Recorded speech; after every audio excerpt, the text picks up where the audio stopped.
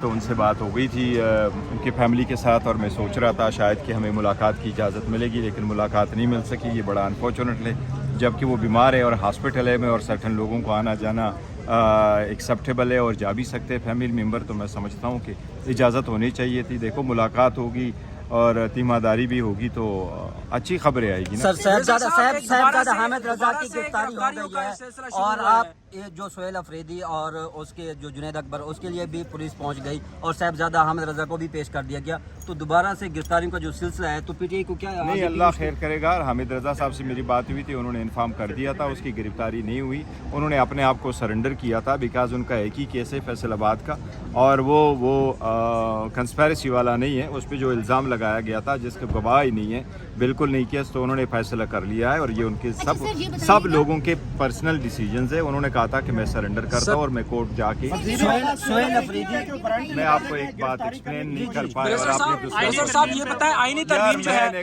آئینی ترمیم میں آپ لوگ واک آؤٹ کریں گے؟ سہیل افریدی کی گرفتاری کے حوالے سے یار میں حامد رضا کا میں نے بولا ہے. سہیل افریدی کے بارے میں سر بتائیے. بتا دیں سر. چلو پھر کل بتاؤں گا.